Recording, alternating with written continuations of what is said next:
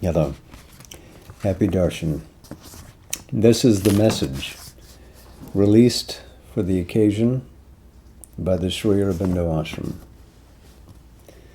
The Mother guides, helps each according to his nature and need, and, where necessary, herself intervenes with her power, enabling the sadhak to withstand the rigors and demands of the path. She has placed herself, with all the love, peace, knowledge, and consciousness that she is, at the disposal of every aspiring soul that looks for help. Sri Aurobindo.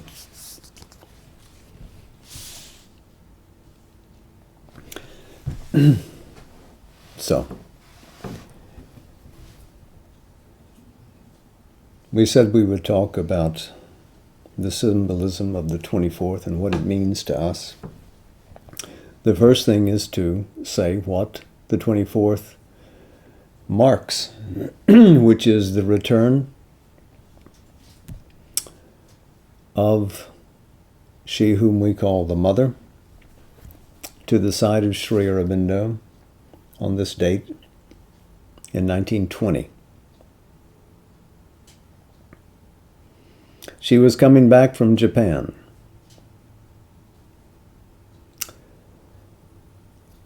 And as I mentioned last night, one of the biographies says that she felt the impact of his consciousness entering his personal atmosphere 2 miles out at sea, 2 nautical miles away.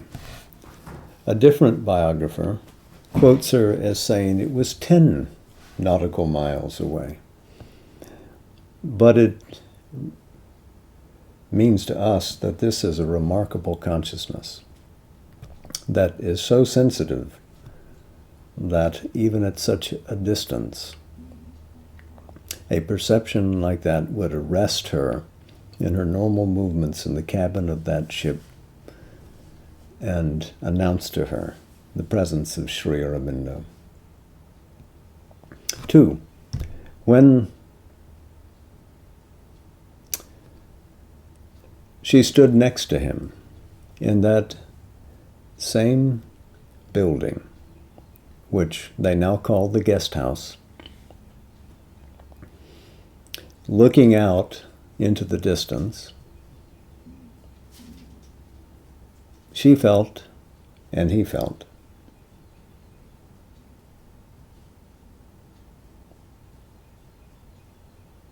that the hour had come for the work to begin.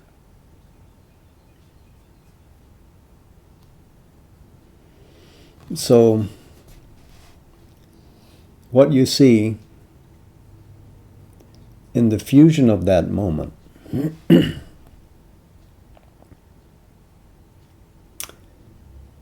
is a decision that was made above, in the higher consciousness, that this shall be so. Sri Aurobindo, this vast conscious person, the Mother, this dynamic force of consciousness, in a sense represent the Sat and the Chit of Sat Chit Ananda, and their interplay, their fused energies, their integrated action represents the delight of the cosmos coming into full flower. Beyond the announcement of the principles of the transformation in the pages of the Arya, their lives conjoined would demonstrate how it is done. And she notes that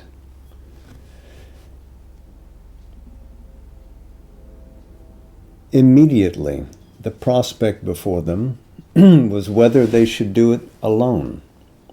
The two of them, working out what are the terms of the transformation all the way down to the physical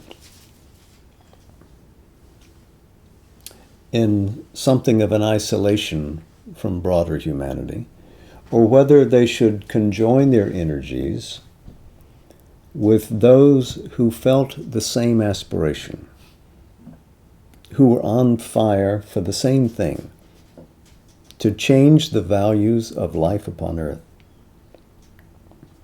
to bring out its hidden richness, to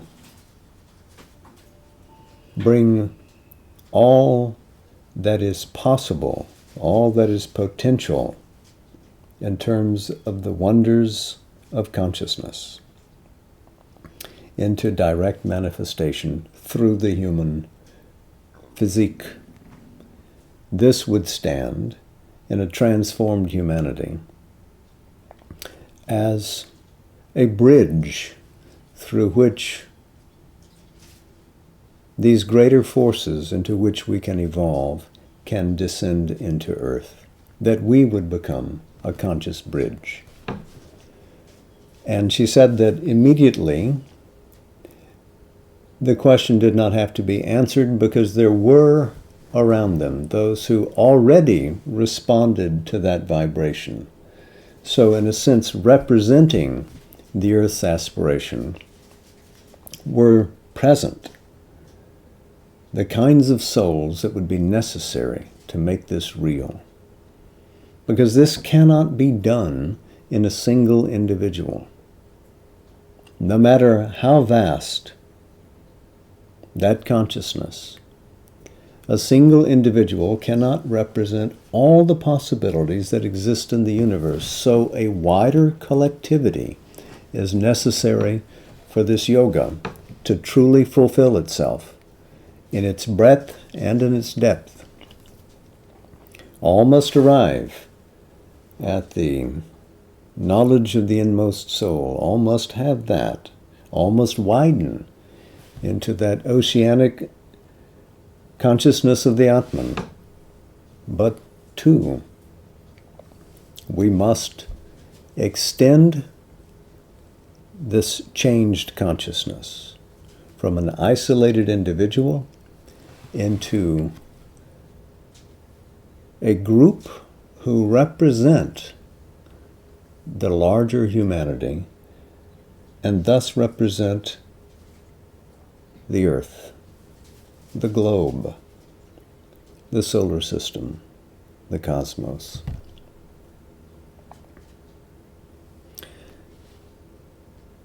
So the effort began then and there in 1920 when they rejoined. It continued with the two of them working side by side for another 30 years and continued for her alone another 23 years beyond that. And we can't say that nothing was achieved, and we can't say that all has been achieved. We can say that things are in preparation, that something has been done, that a bridgehead has been made where this higher consciousness has clenched the earth, claimed the earth for itself, but has now to overcome all the darkness and the division so that it can install the harmony and the light that are native to it. This is the issue for us. We agreed to come here to challenge these endless folds of darkness and to bring forth the hidden light that is within them.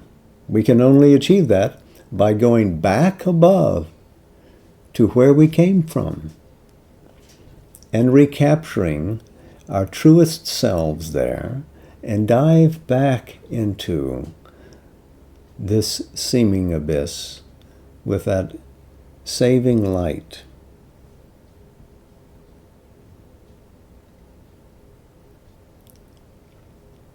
It is a yoga that we take up together. It is a yoga that we take up not for ourselves. Because once you have discovered the truth of your soul, once you know your psychic being, you have a deep felicity and an enduring happiness that the blows of time and chance cannot shake. A blow may come, and you'll feel it, and it will rattle your exterior being for the moment, but deep inside, you won't be dismayed. You won't be discouraged. You will gather the forces within your instrument and mount a new movement forward. Once you have found your soul, you will have that kind of peace, that kind of felicity, an innate joy.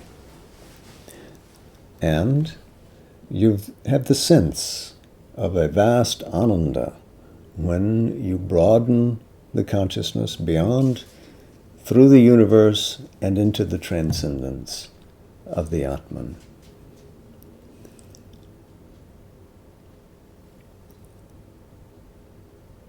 These are great milestones along the spiritual path.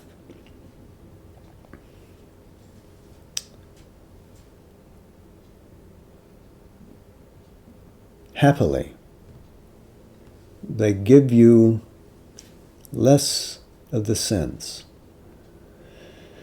of the passing of the moments, one after the other, of the sense of personal ownership, of universal destiny. Because you recognize your place in the work, and you accomplish your mission.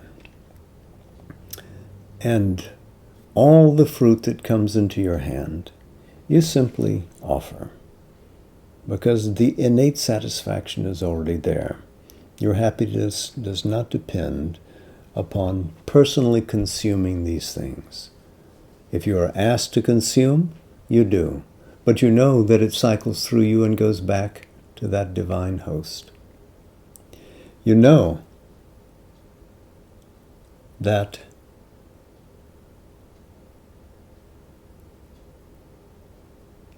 what you are here to do is carry your burden in collaboration with all others a bit farther. If you have the strength to lift it and go the entire distance, it is a sign of a great blessing.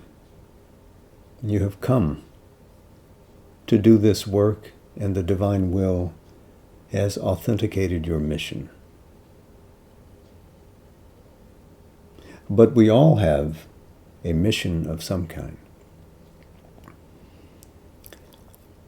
And to turn it to practical use, that is, this inner soul force, this recognition of what we must do, is how we begin to use a day like this, which signifies so much, where Sat and Chit are conjoined, where true being manifests itself through a true consciousness, where each is in all, where all is in each, where the transcendent one beyond the all is yet within.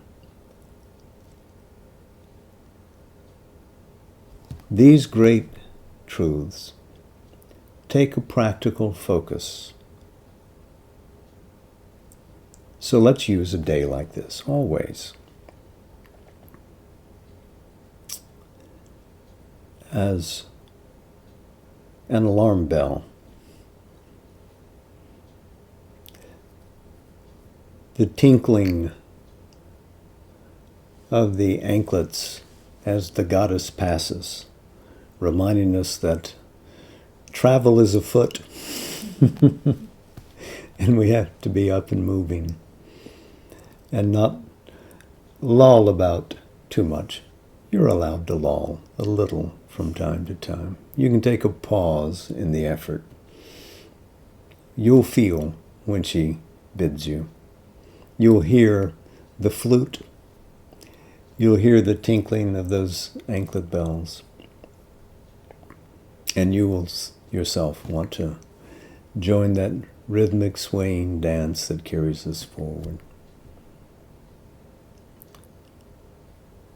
So what does it symbolize?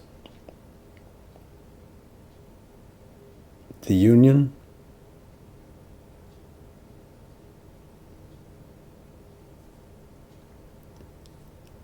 of the earth and heaven. That which is above, that which is below. There is no ultimate difference. There is no real divide. What does it mean to us? It means that we're here for a life of discovery and a life of service. Discover the source of your true being, and then serve the divine whom you meet everywhere, in all beings, in humanity, beyond humanity, and in all who look up to humanity for consonant, protective, loving leadership. Love this earth. Love each other. Love that from which all this comes. I thought of reading a passage to you from Savitri. This is in the Book of Beginnings. That's Book 1. And it's in Canto 4, The Secret Knowledge.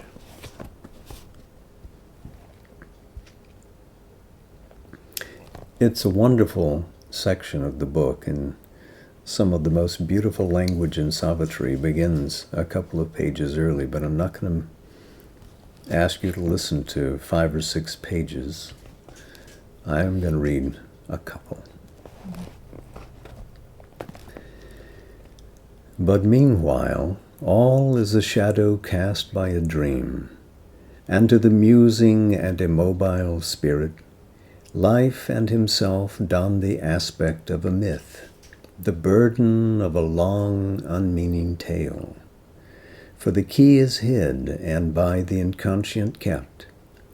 The secret God beneath the threshold dwells, in a body obscuring the immortal spirit, a nameless resident vesting unseen powers, with matters, shapes, and motives beyond thought, and the hazard of an unguessed consequence, an omnipotent, indiscernible influence, he sits, unfelt by the form in which he lives, and veils his knowledge by the groping mind.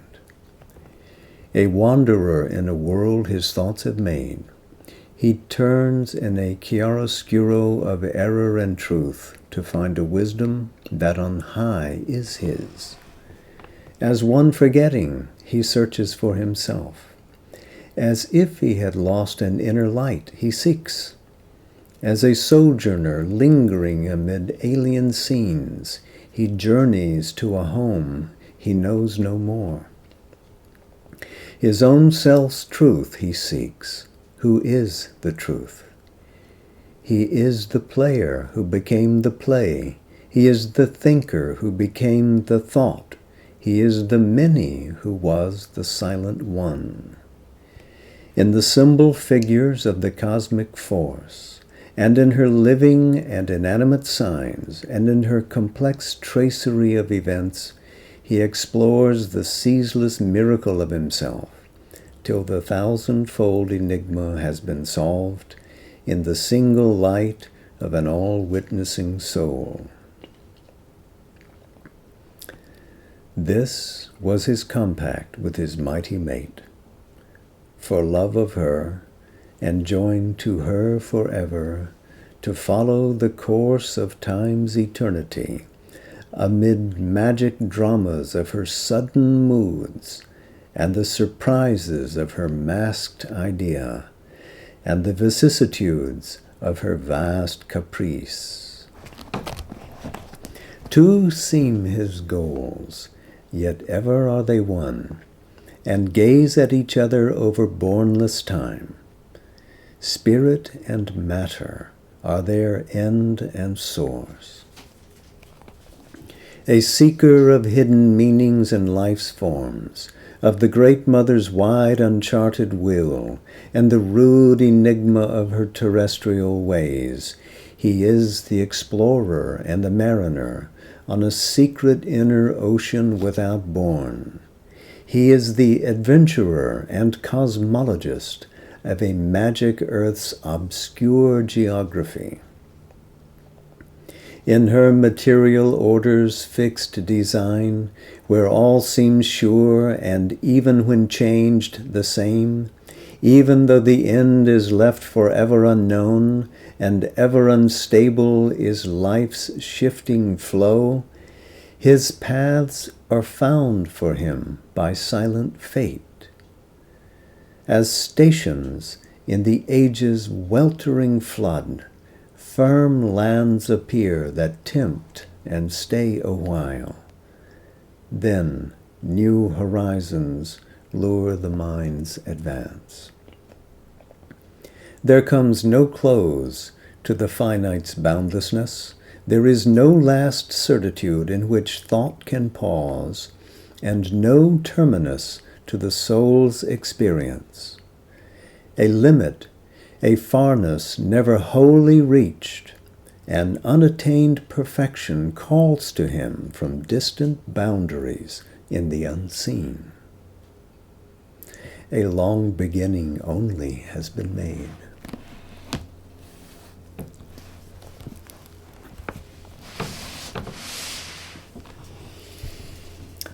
Celebrate. This is the 24th of April, when Mother rejoined Sri Aurobindo and never left him.